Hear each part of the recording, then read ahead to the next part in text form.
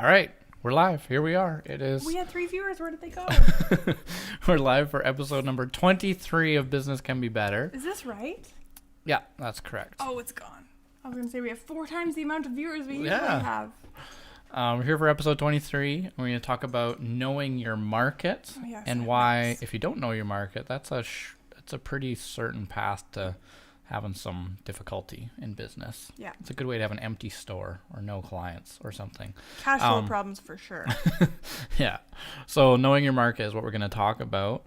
And we're here for episode 23. My name is Lane Anderson. I'm one half of this podcast, and my experience is as the owner of a marketing company called London Road Media. Felt like we should do this, like I was like, reintroduce where ourselves. is this coming from? And this is Oh, no, now I'm nervous because my Reintroduce coach yourself. is getting me to share my story, but I haven't really perfected it just a yet. title is good. I'm a business coach. Okay. Yeah.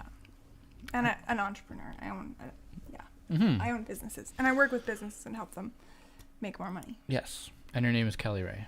That, yes, Okay. as you can see here. Right. For the listeners, It though, is they don't so see. hot up here. This Um, is just for the audience. If I look very sweaty, it's because Lane has a very cool loft, but it is very Yes, hot. the heat. And this sweater is rises. my only layer, so We'll there's keep it no on. options there. Yes, it's a bit warm up here. But we are here for episode 23. What's new with That's Kelly Ray, crazy. though? 23. I know. So that means we've been doing this half a year, right? Because we Yeah. did miss 3 weeks. Oh, yeah, we've That's missed a few, crazy. yeah. Hmm. What's new in Kelly Ray's world? Well, I was just kind of telling you before we turned the camera on, I've really started to realize lately, especially when I hang out with people like you, and then one of my clients I was talking to today, people who seem very secure in who they are and not too concerned with like haters or people who have opinions that aren't that Mhm. nice. But I've just sort of realized this week, like, I let it affect me so much if someone has like a negative opinion, even if someone had a negative opinion of the podcast. And I really need to toughen up, because Mhm. actually I got an email today from Thinkific Okay. saying a learner reviewed you on Thinkific. And I was like, Oh, really?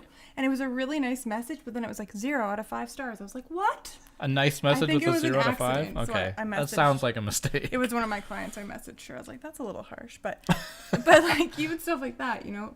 the more you do, the bigger audience you get, like the more Yes, the criticism more you're going to public get. you get. Yeah. And so I just really I'm trying to find my way to a balance of still being that person that I am who really, really loves helping other people be happy, Right. especially business owners, but also not really giving a hoot if I'm not their cup of tea. Right. See, even saying that doesn't feel very nice. Really? Oh, yeah. I don't know how you work on that, but I think it's a pretty important thing. Well, it's been a bit of osmosis from you Okay. and some of my other friends. Maybe that's a topic for I'm another like, tell podcast. me how you don't care again. Yeah, How that would be cool, the actually. art of not giving a Hoot. hoot. Yeah. Yeah.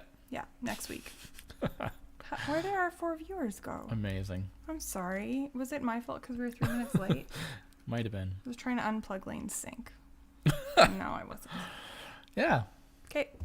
Okay. What's new with you? What's always new forget with to me? ask. You could just tell people, I feel like I should be prompted. What is new with you, What my is friends? new with me? What's new is not a lot, honestly. It's week 4 of a new year, so it's just grind. It's just lots of new stuff happening, lots of new clients this month already, starting to take steps into, like we were talking about, getting into actual intentional prospecting, because we've been so inbound since we started. Just people come to us because they heard about us and we have a reputation, but starting to develop some weekly tasks for myself and daily tasks to work on actually going out and finding an audience or getting appointments with the people I would like to meet with. So that's what's new, is I'm shifting kind of my own role in my own company. Can I borrow your Use a I pen. need to Use make my I need active to make campaign pen. I need to make a note for you. You can write all over 'Cause this. somebody asked me about you today, and I need to tell And you you need about to it later. remember it. Okay. Yes. This is how you manage. ASS is short for association. by Okay. the way. Follow up. This on is that. how you manage the entrepreneur brain. When things pop in, you have to get it out into so that you put can into look a at it phone later or a notebook. and not be on the back of your mind while you're trying to talk about other things. Seriously. Yeah, absolutely. Yeah, I do that a lot. Yeah. That's all that's new. Changing my sure. own role within my own company. Oh yeah. That's a pretty big thing. That's huge. I'm like writing my own new job description for what I need to be doing. You know what? That's pretty cool. I remember realizing that I think kind of in university, but then really when I started running companies, Mm-hmm. people just make their job descriptions up. Yeah, And when their you're the job boss, you titles. can just make up It's whatever you want. hilarious. I figured there was like a dictionary of job descriptions. Right, out and you there had one to day. pick from a menu. Yeah. Yeah, Yeah. No, it's pretty cool. right on. So let's talk about how to know your market. Did you have something you want to jump in on, or where do you want to start on this? Maybe I'll just tell the story about the Ooh, a cupcakes. story is a good way to start. Okay. So was it last night that I called you? Yes, and left me a voicemail that I still haven't checked. I don't check it's a my long voicemail, one. so Yeah, don't it's a long bother. one. I've left you like 3 in the last 2 days. I haven't You heard any listened of them? to any of them. Oh, lame. My friend Mandy has a very classy way on her voicemail. She says, or better yet, send me a text message. But then someone else I know is like, don't bother leaving a voicemail. I'm not going to listen That to would it. be my wife's. Her voicemail is like, don't bother leaving a voicemail. I'm not going to check it. You That's need to text me. Aw, Jocelyn, I love you. So I went to a cupcake place in town. Mm-hmm. Yes. I don't know if that's what they would call themselves. The unnamed. It's a bakery.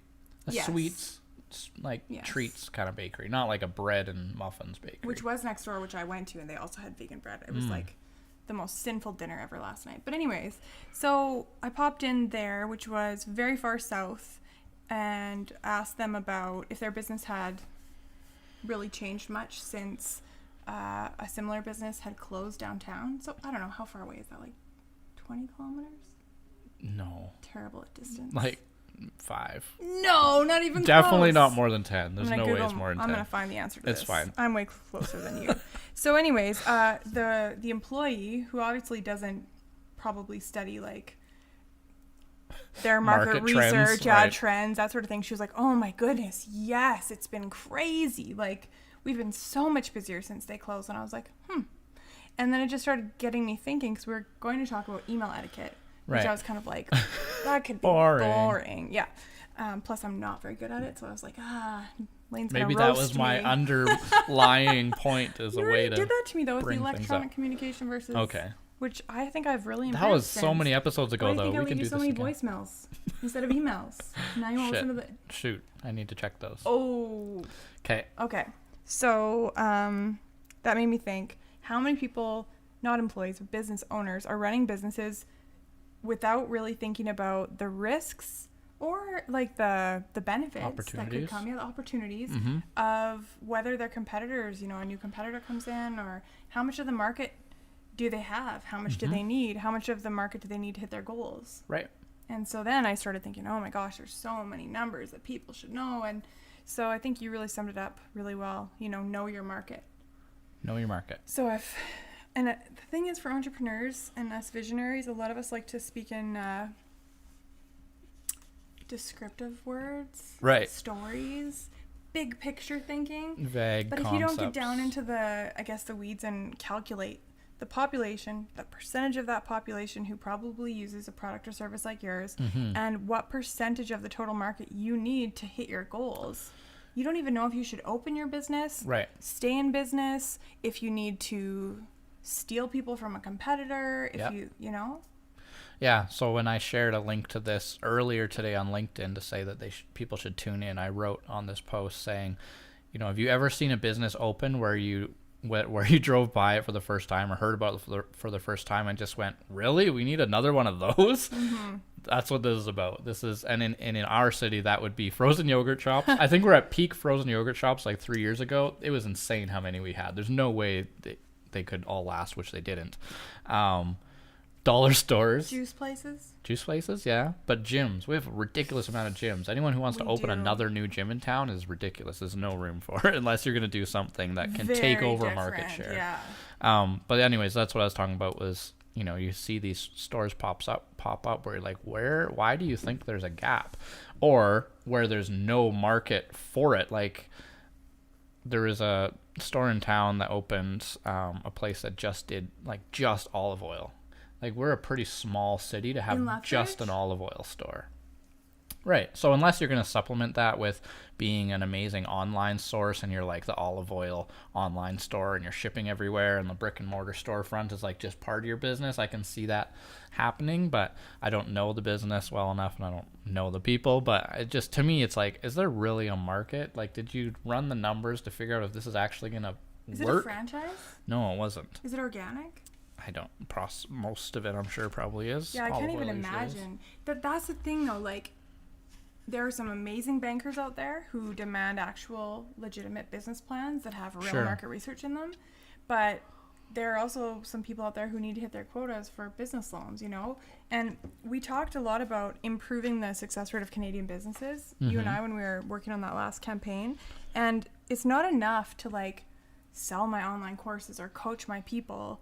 I think there needs to be like a fundamental shift in business license applications. Right. Like, have you done your market research?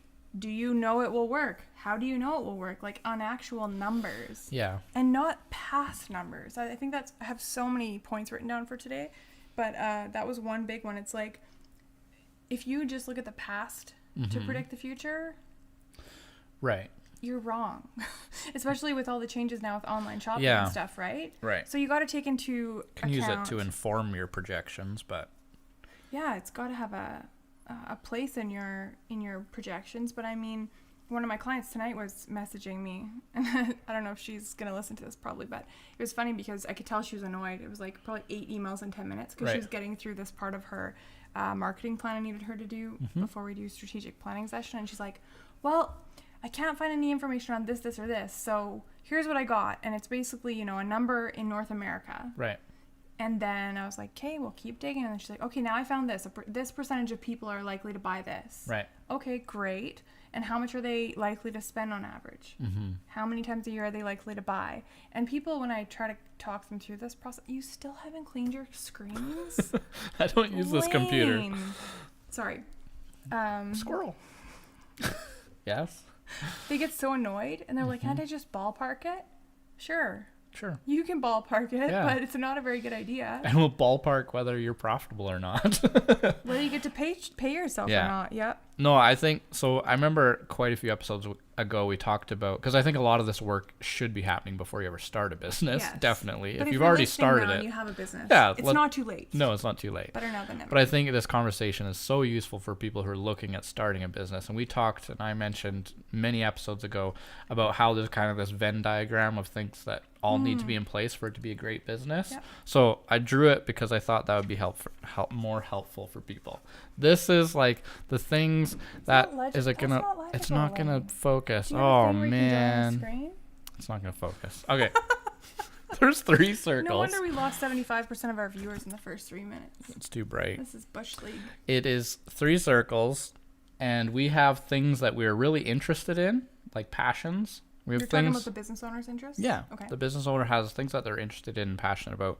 We have things that we are skilled in that we're going to be good at doing. And then we have things that there's some sort of market need for, and there's, you know, you're going to be able to make some money at it. Like those 3 things all need to be in place. So if you have a business that you just have an interest in it and you're good at it, but there's no market need, that's a hobby. Like you're not going to make a business out of it. I mean, it doesn't matter how good you are at a yo-yo, like you love it and you're skilled at it. That's not a business. Like no one's going to pay you to do it in very, very extreme circumstances, maybe. But the other thing, like you can have a need and a skill, but you have no interest in it. And to me, those are those businesses are just a grind. Like, sure, there's an opportunity, but you're just not loving it. I like, started one of those yeah. and closed it 9 months so it's later. just skill and need. And then if you have just need and interest, but no skill, then, I mean, you probably have come across a good business idea if there's a need and it's something that you're interested in, but you're not the right person to do it because you need someone with the skill to do it. So it's interest, need, skill, and where those things all overlap, that's where you have a business opportunity for you. Yeah. And so I think, to me, what we're talking about today is the need circle. Figuring out, is there a market need for this? Is there a demand for it? And that means, does it solve a problem? Like, is someone asking for this? Because if they're not, then is there really a need for it? Also, will they pay enough for it? There might be a need, but no one sees enough value in it. You know, there is a need for something like Netflix, but if it didn't grow to the scale it did, I love how we say that now. well, I mean, a need and a need want. Netflix. There's a market demand for it. No, I agree. People need it. But if it didn't scale big enough, then people aren't going to pay more than the like $12 a month. So it's not, people aren't paying enough for it until it reaches a massive scale. But you might be in in a business where there is a market demand, but people just don't see enough value. They're not willing to pay for it. So that's not going to make it work either.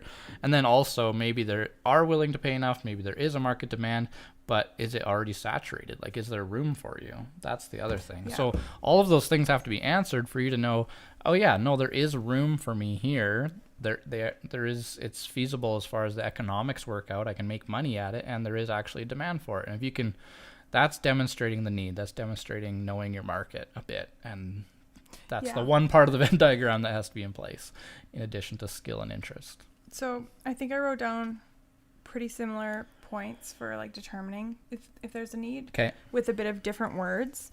So I'm not going to rehash those. But before we move on to another point, I just want to kind of, I think a lot of people who listen to us want actionable tips.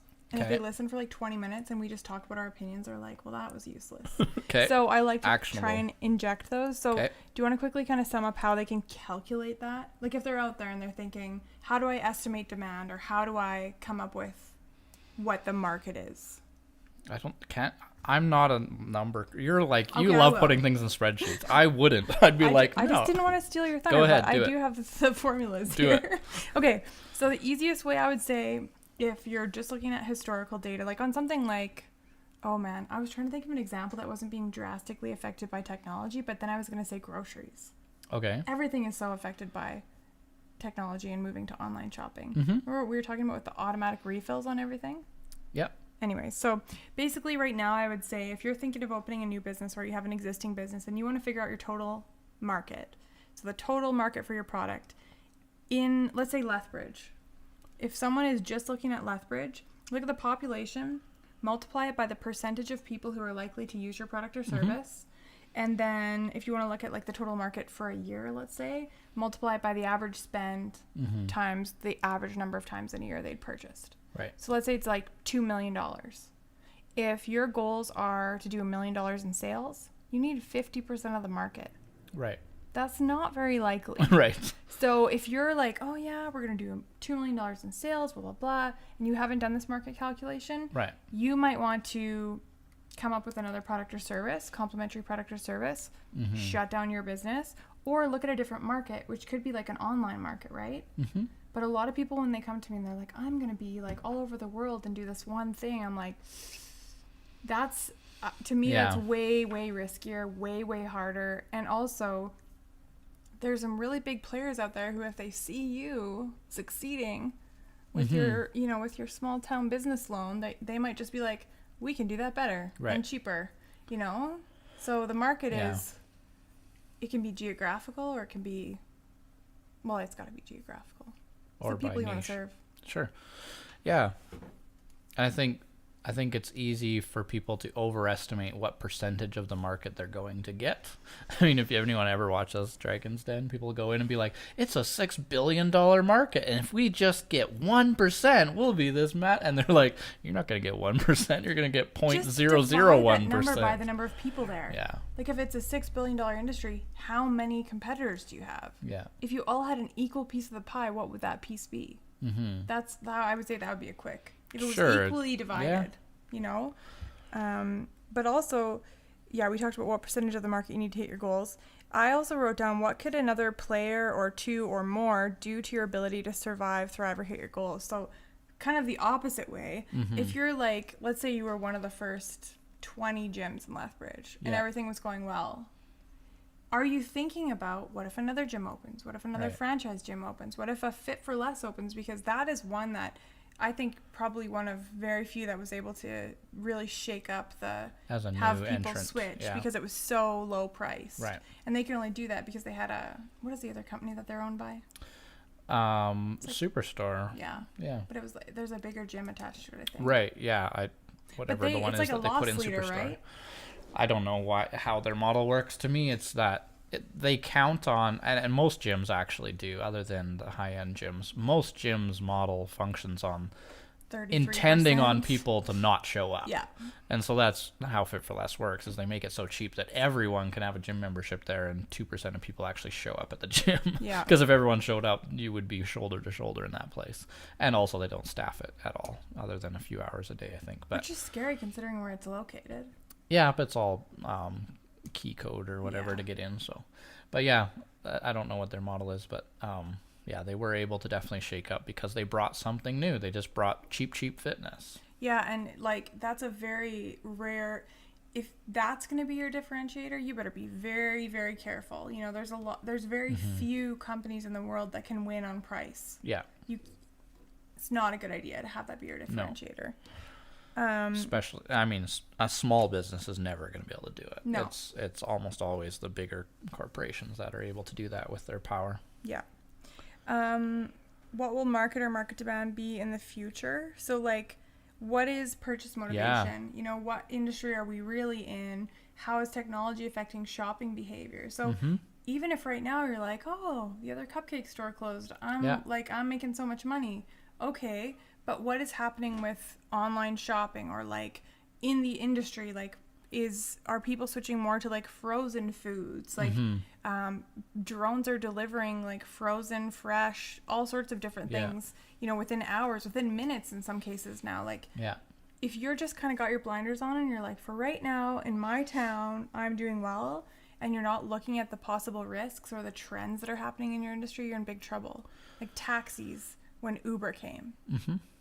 Like, well, to me, the one I always think of is people who are starting a career in bookkeeping. And I'm like, do you realize how short your career is going to be? Like, this is going to be done by algorithms and artificial intelligence within the next decade. Like, your career will not exist very soon. Those companies who are jumping onto that, right? Great, right? Oh, there's one other thing that I knew someone who owned a greenhouse, who family business, been around for decades, and didn't embrace technology as fast as their competitors did, and then found themselves and are now recently just out of business, been around for decades and decades, big family business, and are now out of business because they were a bit slower to adopt some of that stuff where it was still, you know, manual labor, transplanting and seeding and doing all this stuff, whereas everyone else had put things on conveyor belts with machines and things. And it's just, you have to see where an industry is going, and I don't care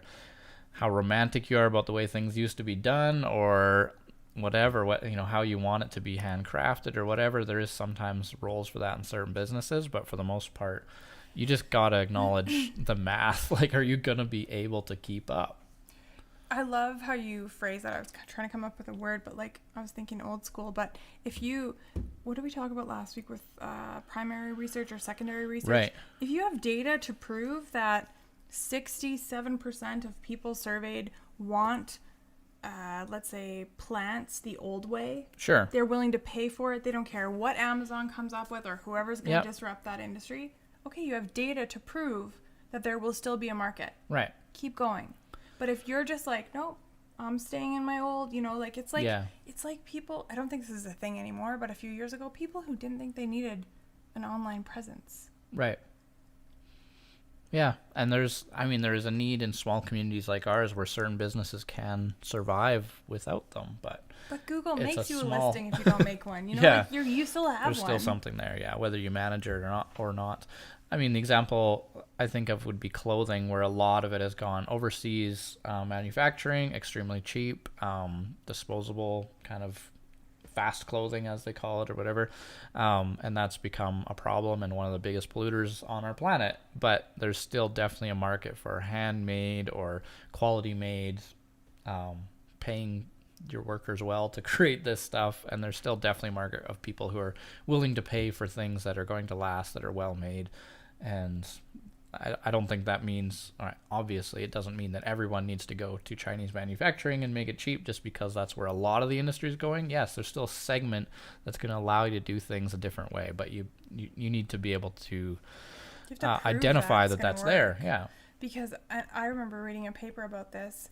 It was something like 70% of millennials surveyed said that they spend their money in places that are local, responsibly sourced, ethically, etc. But that's not true. Only 13%, I think it was, of us actually, like when they looked at the actual numbers. So a lot of us say that, but when push comes to shove, if there's something on sale, and people are like, I don't care where this was made. Right. You know, I'll go so to like the Gap sale reliable and get it data. for $12. Yeah. I don't know. Gap, Absolutely. a little farther. Competitive analysis. That's another thing I think people don't do. Like, first of all, have you looked at the total market and then how many competitors there are? Even that one calculation. So say it's a $6 billion industry, you said, or let's say $6 billion market, but how many competitors? Mm-hmm. Are there 6 billion? Because that's $1 each. You know, so that would be the first thing I would do. But also in your market, especially if we're talking like Lethbridge and area or your town and area, you can Google and find out who the competitors are. Yeah. And we really, like, I love doing that spreadsheet we talk about where we put, you know, your company and all your competitors and then the characteristics that matter to your clients across the top. Right. Come up with a quantitative scale. Rate people using actual numbers and try to see where you can stand out. Like quality of website, your review, average reviews, your customer service. Huge opportunity right now. Right. Because so many people Google are trying to ranking. source cheap labor, cheap supplies, cheap whatever, but the customer experience right now is a huge opportunity for almost every business. Yeah. If you focus on that customer experience, even like when we're talking about almost all shopping going online one day, people are still going to crave that experience more. Oh, yeah. You know, people want to go out and experience things, be treated a certain way. Mm-hmm. And if your business is one that, like, I think of some convenience stores that have popped up, you know, in the older London Road area there. Mm-hmm.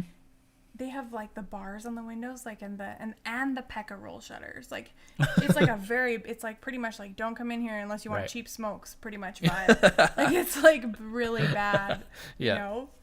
Right. Totally lost my train of thought. That's great. Competitive analysis, that's what it is. Yeah. But I think we also need to allow for the idea that you don't have to have this big gap in the market to make room for you, because there is definitely room to come into a market, because I think especially in some communities like ours, there's an opportunity to go into a saturated market and just do things better, because there's a pretty low bar across that whole industry of how people are doing things. Like I know a good friend of mine who's, you know, one of the top realtors in town, became a realtor when this city had a ridiculous amount of realtors, and everyone's like, what are you doing? You can't be a realtor. Do you know how many realtors we have? And he's like, I don't care. I'm going to do it better. Like, look at how these guys are doing it. They're all, you know, and these are not his words. These are how I would describe it. But basically, these are all people who are being complacent, who are kind of entitled, who are just like, I've been doing this a long time. This is why I have a success.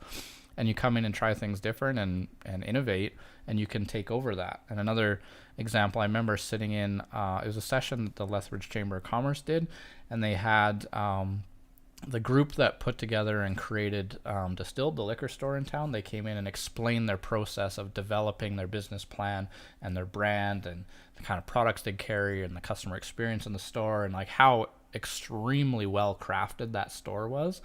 And they knew going into it, because they did all this market research, they're extremely good at this stuff. They knew that Lethbridge has a ridiculous amount of liquor stores. Like, we don't need another liquor store. Plus, you're basically working with, it's a product that is the same price no matter where you buy it. Like, there's no room for adjusting on price. Like, it's basically the same. So you're walking into a saturated market where you can't beat on price, but they just came in and tried a new brand. They're going to have more interesting selection. The experience is going to be different. It's really modeled to like the millennials who are going to buy a different drink in a different bottle every time they go in because they want to try variety. So there's always something weird that you wouldn't find somewhere else. And they came into a market that most people would say, that's crazy. Why are you getting involved in that? And have had success. So I think we need to allow for the idea that just because it's saturated, I mean, even today, like I'm trying to think of like new businesses that I want to get into, and down the road, like what I would want to start. And we were looking at just doing some research and Googling and looking around, and we had this great idea and we did some Googling, and then we found a company. We're like, oh, they're already doing it. Oh, too bad that they found it. And then it's like, well, it doesn't matter that one other company has taken this idea and ran with it and actually executed it. I mean, maybe we can do it better, or there's room for both of us or something. It doesn't mean that it's just because there's people in that space doesn't mean you can't. There isn't also room for you as long as you bring something different. So coming from the other side of that coin, if I'm somebody who's kind of complacent and thinking like, oh, my sales are going so well, my business is growing every year, and I don't know that you and somebody else who are really smart about business are Googling and doing research and putting together a business plan to take a chunk of my market share, that you can't do that. You have to think of the risks, and you have to, that's why I wanted to talk about competitive advantage tonight, because you have to come up with something that is not easily imitated. Okay. It can't be price. Right. And it has to be something where there's a high barrier to entry, you know, either like the big corporations can, you know, put in a lot of money up front to start something. That's where small local businesses can't really compete, right? They don't have the huge capital investment. I mean, I know some businesses who have done it, but the reviews thing I think is an opportunity. But I think the absolute biggest thing that everyone could take away from tonight's podcast is you could win, you could steal market share, you could create new market share, which is way easier than trying to steal it, if you just really, really double down on customer service. Because people just aren't doing it. Right. They're not collecting data about how happy their customers are. They're not. One of my clients said this today. He started his business in a time when he basically said you put up a shingle and you made $1 million. Yeah. Because there was a huge need for it.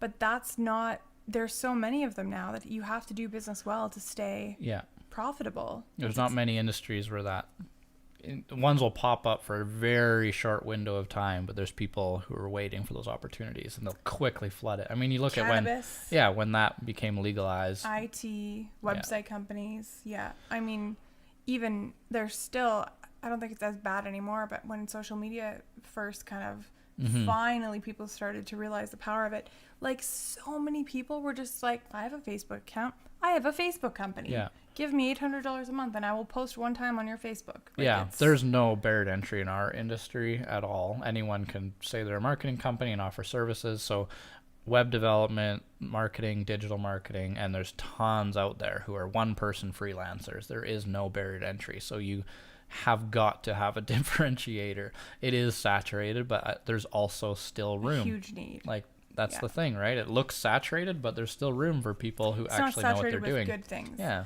Like here's the other thing too. So just because you get a customer once doesn't mean you have captured them as part of your market share. You know. So I heard this explained once in a really good way. They talked about, okay, so do you blow dry your hair? Do I? Yeah. No. Okay. So you're a non-user of blow dryers. Right. So the blow dryer market, let's say in Lethbridge, Alberta, right now, there's probably a certain number of people who buy a new blow dryer every 3 years on average, and they spend an average of whatever amount of money because you don't blow dry your hair. But if all of a sudden we could create new users, we could create new market share through education, through some cool social media stuff or online. Like if we were to educate you on the benefits of blow drying your hair and you're like, it's $20 every 3 years. I mean, I could blow dry my hair. Creating you as a new user, that's an option I think a lot of people don't think about. Yeah. I think they're very focused on stealing market share. Making the pie bigger. Yeah, make the pie bigger. Don't try to steal the other pie. That just sounds mean when you say it like that. Make your slice bigger. You don't make the slice bigger, make the pie bigger. Yeah. And absolutely. then I think too, retention. So retention is a big, so if you're like, I gotta stop talking about the cupcake company. I have to have a better example than that. If you just think that people will keep coming to you because you're one of few in town or you're located in a convenient spot and you take your customers for granted and you don't do surveys or you don't ask your customers how happy are you and you don't work really hard to keep that retention number up as close to 100% as possible, you're going to be paying and working your butt off trying to get new market share, new customers, and just churning out customers, trying to get new ones. Like, it's just so stupid. So just retain your customers. Right. I mean, that would be one very basic thing that anybody could do. Keep your current customers happy.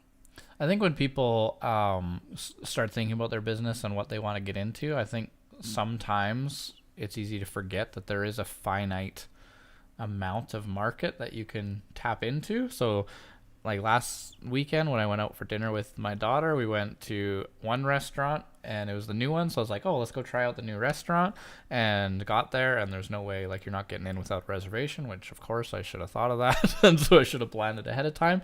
But I'm like, this place just opened and every single seat that is currently full would have been somewhere else tonight. Was and it so a place literally that opened in a place that existed before? yes, you know is what it I very mean. high up off the ground? It sure is. Okay. And so amazing, love it. Hope I've he's heard very great things about successful them. because I know him, and wish him tons of success. But every single bum and seat in that restaurant that night, if he hadn't opened, would have been in a different restaurant. Like it is a pie and you're taking a piece. I mean, and we market for a restaurant that before they existed, you know, and that's a big restaurant. There's a lot of seats in there, and everyone who goes to there would have been at somewhere else. So you have to think that about the fact that there is a finite amount of market, and you're either growing it or you're taking a piece from someone else. And why do you deserve it? Like, what are you going to do to earn that, right? Yeah. What are you going to do to earn getting a piece of that? Because you're definitely going to get some off the bat just in novelty. Yeah. You're new and people are going to try you out, but I mean, that's not a lasting thing. That's not sustainable. So what are you going to do to earn that long term? And I think that's something people really need to think about when they get into a business. You know, I have two sort of sides, because I talk about my failures as much as my successes. Mm-hmm. Like, I'm only good at things because I've been bad at things, especially leadership. But that company I told you, we started basically on a whim because we had set up, we did some research, and a company from Calgary was going to come down and do this company. Right. They didn't want to at the last second. We're like, oh, it's just sitting there. Let's do it. Right. But the barrier to entry was so low. We literally got beat by kids on Kijiji. Right. So close it down, learn my lesson, whatever. But what I realize now that I didn't realize then, if we could have used amazing leadership to create a really cool culture where the people, and this is what the company in Calgary does, and it's amazing how they've grown. If your team is happy and they love their jobs, they treat your customers awesome. Right. And that is your differentiator. Mm-hmm. The customer experience. That is your retention key. Right. That is something that is impossible to imitate, even by the big box stores. Walmart has the worst customers. Like, Sam Walton would turn over in his grave if he went into a Walmart right now. You know, I don't know have you read his biography? No, but I know, I've heard the same, that's not what he intended to create. So sure, they're cheap, but I don't even like going in there, not because the staff is necessarily so bad, but the customers, like the culture of the store, the vibe in there, the people leave their carts in the middle of parking spots, like the whole scene is bad.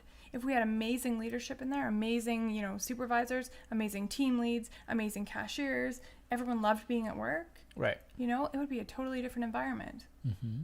And I swear once a year I call my husband, I am never going to Walmart again. Yeah. And I don't for a while. Yeah. I probably only go in once a year too, but it's bad. Yeah. So I think customer think experience, I would say focus on that. And I was thinking when I was drawing this Venn diagram thing that you couldn't see when I put it to the camera, but when you look at this, the skill and interest and the need, when you look at when there's just need and skill, and we said that's kind of like a grind, like there's not, the interest piece isn't there. I think that's true for for employees too. Like if it's just they have a skill and there's a need, like you're going to pay them because they're doing something that's valuable to your business. It's the same for them. If the interest isn't there, it's a grind. And sometimes that word is romanticized about like just grind it out and hustle and all these words and whatever, but grind is not a situation you want yourself in. You don't want to be in a grind. In so many ways. Right. But just that whole word where you're just like, well, we're just grinding it out. And maybe I say that sometimes too. But do you want to go to a store where the staff are like, come on in, we'll grind it out for you? No. You want people excited to serve you. Oh, yeah. I keep forgetting my very important point. Yes. So no, it's gone. Does it solve a problem? I think is one of the biggest things. Like when I think of olive oil store opening, I'm like, where is this? It doesn't exist anymore. Oh, okay. It was very, very short lived. Also, I think that liquor store just got new owners. They did. Okay, because I was in there last week and I was like, I said something and he's like, yeah, we just got new owners. Mm-hmm. And a bunch of other things that he said, but. Yeah, I heard that from one of their employees yesterday as well. But that's the thing. That could be a good thing. They could have been like, ooh, we made so much money in a year. Let's flip it and make a ton of money. Yeah. Or it could have been like, we won out of this game. Right. Nobody knows. Nobody knows. It's a mystery. Yeah. But your business does need to solve a problem. There needs to be, and that doesn't mean if you have an innovative new product, it doesn't mean that people are asking for that product, but they have a need in some other way. Like, so we have the business that we market for that is the pet food subscription business, right? So there is no need in the marketplace as far as people saying like, man, we could really use a pet food subscription service. But there is a need as far as people being like, I'm too busy. I mean, that's everyone's response to how are you doing is busy these days, which I try to avoid that word as much as possible because I hate it as a response. How are you busy? Well, you only work till noon, right? Yeah, that's right. So everyone is busy. Everyone doesn't have enough time. Everyone doesn't want to have to leave the house when the weather's Plus gross, it's heavy. whatever. Those So big bags. there's a need, It's heavy. but they don't know that the solution is the one that you're going to provide them. But there is a need there. So it doesn't mean that people have to be asking for the thing you're asking for. I mean, before a smartphone came out, no one was saying like, boy, we could sure use a phone that I could touch and swipe and have apps and do things on. No. But there was a need as far as ease of communication. I don't know what else that solved when it was very, very new, having a camera in your pocket, being able to communicate with people through other formats than voice and text, all of that. Feeding your ego because everyone can be a celebrity now. Right. That's kind of over now, but at the beginning So I there's, still can't take a selfie. oh, Like, Laura's like, take some pictures at the podcast. I'm like, I think I'm just a little bit too old. I think I missed that wave. Like, I there was some can't. line between your year of birth and my year of birth, which are very close to the same. There's Yeah. something, just a division there. It's like, nope. I can't take it. Well, I think it's just I look at it too much and then I'm like, I can't use Yeah. this. But I really, really, really want to stress to people, almost any industry that you're in, if you can do some research and find that there is a need for better customer service or even a want for better customer service, don't be cheap. Don't pay your staff minimum wage. Don't try to save money there. Right. Attract good people. Have a positive culture. We talked about this at great length in one of the businesses I was in today. They're doing so well and they're making so much money that the focus has turned to profit, you know? And so all of a sudden it's like all they talk about is numbers. Right. And Where I was can we like, shave? 3 years Yeah. ago when I met you, what did you tell me? What did you do for your staff at Christmas? It was insane. They were barely making any money. They took their staff to Calgary in limos and gave them unlimited shopping. Shop for the day. It's on us. I'm not even kidding. Wow. This was a standard thing. This is why I wanted to work with this person. Right. And Yeah, so I we would went too. on and on. And these people, they're not necessarily interested in the thing, but they love working at this place. But if you just go to focusing on the numbers, or you're like, I can't afford to pay higher labor because minimum wage went up, you're screwing up. Stop trying to save money on your people. Have happy people. Take care of your people. Work on your leadership. Right. Do research. Do surveys. Find out if your staff are happy. Find out if your customers are happy. And if they're not, make them happier. That's going to be 9 out of 10 times a place where you can kill it because your competition is trying to save money on wages. Right. And a competitive advantage doesn't always mean, definitely doesn't always mean price or location or convenience or quality of product or customer service. It can be how good your employees are. That can be your Yes. competitive advantage. Or lack of turnover. Yeah, Like exactly. one of my clients has I want to say 25-person team now. Their average tenure is 10 years. Wow. And they're young people. Yeah. Because it's such a great place to work. That's, And they appreciate their team. Yeah. And they look at that versus a competitor who has to replace a high paid professional probably once every 2 years. Right. Minimum. And training and That costs onboarding so is much just money. so expensive. Recruiting, training, onboarding, and then some of them quit. Yeah. Yeah. So there are some, I think there's some really sexy things out there that people are like, we're the best at this or we're the cheapest. Again, stupid idea. Don't try to be the cheapest. But like, we're the fastest. We're the highest quality. We're the whatever. But like, try to do your research. No, do your research. Don't be lazy. And look at that competitive advantage chart I was talking about. Right. You and all your competition, characteristics important to your ideal clients. How do you guys rate on Yeah. each one? Where are you winning? Where could you win? Yeah. You know, even if all of you suck at customer service, be the best at customer service. Yeah. I can't stress that enough. It's customer service. I really think that's the customer experience. Like our restaurant client, which is in restaurants, extreme high turnover as an average across the industry, and he retains his employees at a very, very high rate, like for so much longer than anyone else. And That's good. I mean, the amount of money that saves you, and then Yeah. how it just increases your quality. I mean, how good are you at your job in your first 6 months compared to 2 years in, right? Like you're just going to have so much better service just because of how long people have been there and they know your brand, they know your menu, they know your service, they just know how to serve your customers in the best way possible. That's just so important. Taking care of your employees as a differentiator. It might seem like this hidden thing that no one really sees, but it really does actually become something that people experience. And it's not always, like you said, yeah, definitely pay them well, but it doesn't That's always not just always mean it. like pay No. them more. That doesn't make them great Just employees. don't pay the minimum wage. Yeah, Ever. don't pay the Ever. minimum wage, but increasing pay isn't the guaranteed path to happy customer or happy No. employees. Up to, they call it like a maintenance factor, right? Yeah. Did I talk about this at the ATB seminar? Pay, like, up till the level Yes, where you did, people, yeah. like, pay is important to a degree, but trust in their leader, an increase, 1 point increase on the 1 to 10 scale of trust in their leader. If you go from a 6 to a 7, it's equal to a 40% raise in income. That's crazy. Just by them trusting you a bit more. Just be a better person, be a better leader. Yeah. And I think too, the restaurant example comes to mind for me. I can see very clearly him versus another restaurant. It's emotional maturity. It's long-term versus short-term thinking. It's knowing that maybe this month we're not going to make a quick buck by paying minimum wage, but Right. long-term we're going to win. And I think that that's another thing people forget. If you're in business for the long term, you can make much smarter, calmer, more mature decisions that will let you differentiate long term. Yeah, but the reactive, quick Right. fix is not going to work. So how do we find out if you're doing your market research, know your market? How do we know if there's opportunity in being the best employer in your market? I mean, how do you find that out? There's no. That's a great question. How do you get customer employee satisfaction numbers back from your future competitors? I would say like a correlation would be customer satisfaction. I can't think of a business where I found a like very high percentage of happy customers where the staff weren't happy. It just doesn't exist. Yeah. I've never seen like thrilled customer base with unhappy employees. So I think you could use that as like a secondary indicator. Yeah. You know, and people are like, well, how am I supposed to find that out? Well, the amount of information that's available nowadays online reviews. You can go and mystery shop.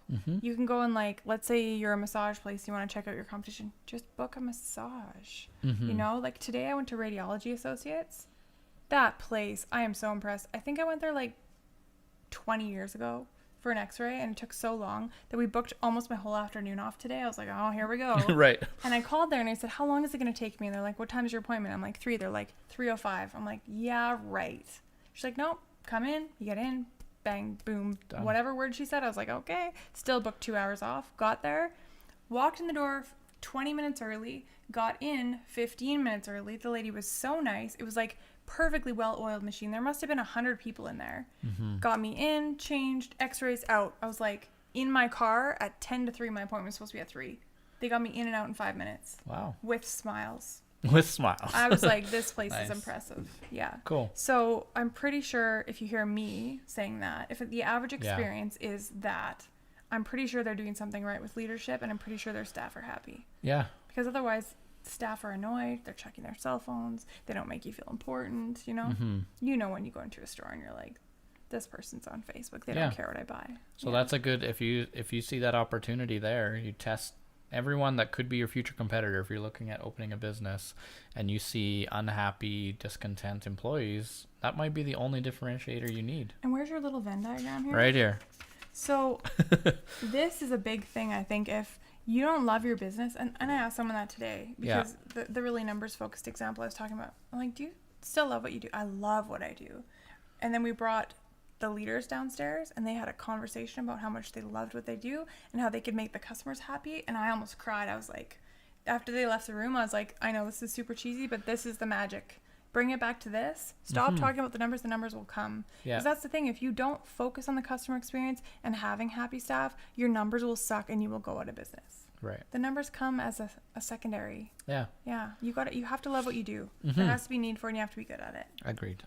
Okay. Yeah. That's pretty long, isn't it? I think so. But that's, I mean, the title of this podcast is Avoid Failing Business by Knowing Your Market. Because I think if you don't do this stuff, if you don't know your market, if you don't know your competition, if you don't know how big the market is and how big of a share you can reasonably get, if you don't know whether or not there's even a need for what you're going to set up and sell, I mean, all of that is what leads to an empty store or no clients or whatever type of business you're in, whatever the bad news scenario looks like. That's what happens. If you don't know your market, you can't succeed unless you just get lucky. You just threw a dart at the dartboard and you landed in a spot where there was opportunity. But there isn't a lot of that. I mean, as I'm thinking all the time about, okay, what would be my next business if I had the time to start it? There isn't that many open areas where it's like, well, here's somewhere. Not sustainably, right? Yeah. Unless you're flexible. And that's like when I do strategic planning with clients, one of my things is always like, how can you build in flexibility? Right. Because things will change. Absolutely. They will, always. for sure. Yeah. Anyone who's running a business and is sitting on their heels is either going to be in for a rude awakening where they need to quickly respond, or they just will be out of business before they even have the chance to. Yeah. It's unfortunate if people enjoyed being in business where it was just something they could just go to work and go home and enjoy their life and not have to like pour a lot of energy into, but it's just not the way it is anymore. Things move so quickly that you just can't treat it like a job that you go to and go home and show up again and unlock the next morning. Like, you have to be thinking about what's next. How do we improve? What more can we do? How do we add more value? Yeah. You have to nonstop. And I have to say, as somebody who, like, I probably read 4 books a week. Every book I read, Wow. I fold over the pages that I need to go back to. For reference, Oh yeah. my gosh. Like, I probably have 1,000 pages a week that I'm like, and I have thoughts constantly of, I better do that market research, or I better do that thing, or I better do this thing. Okay, if you do one thing a week from those books, or one thing a week from this podcast or another podcast, one thing a week, that is so much better than most of your competition.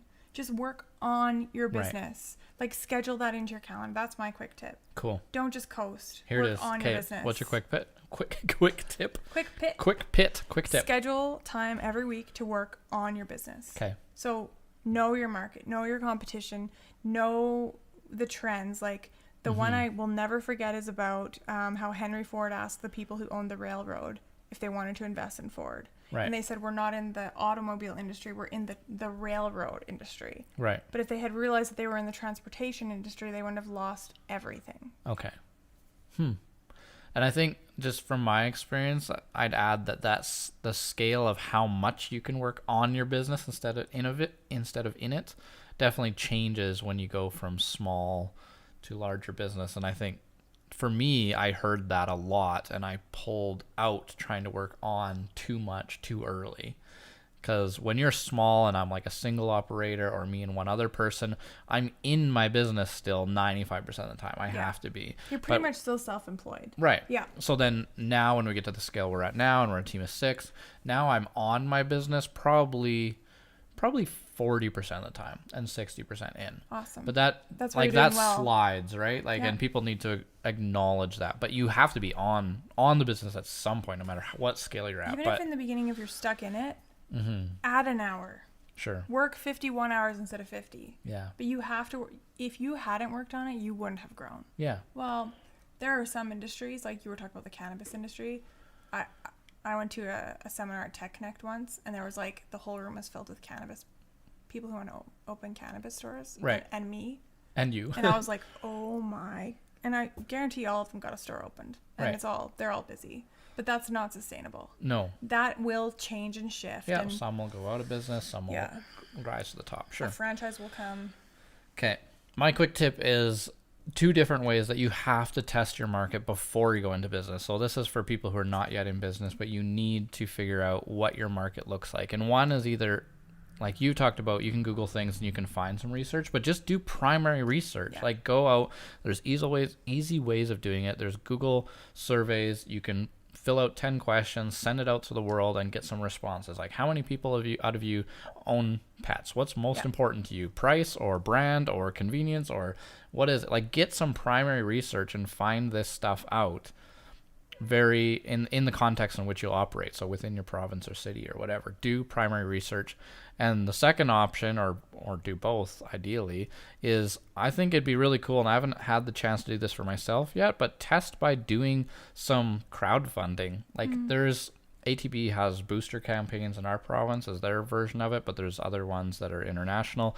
But it's a good way of getting market proof where you have all these people saying, yeah, I will pre-order this. Yes, I would love this that. product or service. And then you get your first 10,000 or 20,000 or 100,000 or whatever dollars worth of orders before you even open your doors to just prove that there's a need for this. And now you fund those first orders. Tip ever.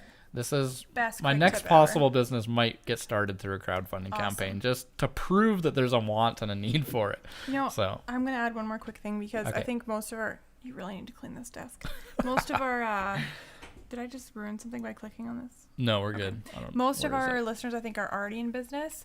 But I love what you said about the before you go into business. It made me think of, okay, you're already in business. That's fine. Before you get a bigger line of credit. Sure. Before you get a Yeah, loan. yeah, before yeah, you yeah. grow your team. Before you buy a building. Yeah. Do the research to prove to yourself that your industry is still growing or that your market share can still grow or you could even increase prices rather than getting new people. Yeah. But your market, the amount of money that you can get, you can count on is going to cover you before you take that next risk. And it might confirm 95% of what you already believe about yourself, but there might be a really valuable 5% tweak in there where you're like, oh, everything we're doing we're just about there, but if just this tiny bit that we could optimize would really hit the market really well. In So the olden yeah, days, for sure. like so many businesses, it's so sad to say, but so many businesses, when you peek behind the curtains, they're not successful, they're not profitable, they're staying in business to stay in business. Mm-hmm. You don't want to do that. It's so stressful and risky and hard. You should be making money. Right. So do the work. Don't You should be lazy. be making money. That is Yeah. kind of the point of business. Yeah. Okay. We're good? This I- was our yes. longest Shut it off episode before I yet. keep talking, Just yeah. turn it off. No, we're good. Thank you to everyone for watching. thanks for Episode watching. 23. Are we changing things next week? Yeah. Possibly. Won't be as hot. It might be in a new setting, a new backdrop that is not my mezzanine level of my office. Might It be go- cleaner. and brighter. My dog might make appearances. So we might be back at Kelly Ray's We will be next yeah. week. I We got will those be. lights. Well, they're on their way. Okay. Come on Awesome. Amazon. So, and then we might have room for guests and Yes, stuff. we Even. will. We'll Yeah. see. Okay, awesome. So that's it for this week, though. Thanks so much for listening and watching. For the YouTube people or people who haven't discovered us on YouTube, the easiest way to find it is bit.ly/Better Business Podcast. That's the good way of finding our channel. Subscribe, watch live, jump in the chat, join us, or listen on wherever you listen to podcasts. At the Better or Business Can Be Better is what our podcast is called. I'm Lane Anderson. You can find me on Twitter, Lane_Anderson, on Instagram, The Real Lane Anderson, and on LinkedIn, where I'm doing daily vlogs. So follow me over there. Kim's still on Twitter too, so I'll stop bugging you about it. Yeah, every single week you're like, you're still like, on Twitter? Twitter? Every week. Yes, still I'm am. Kelly Ray Tamaki, and my company is TMH Business Coaching and Consulting, and I'm on Instagram, LinkedIn, Facebook for now. Facebook YouTube, for now. also YouTube. The only ones that I can promise I will still be on next week will be LinkedIn and YouTube. I'm not sure about those other two. Okay, thanks Thanks for everyone watching.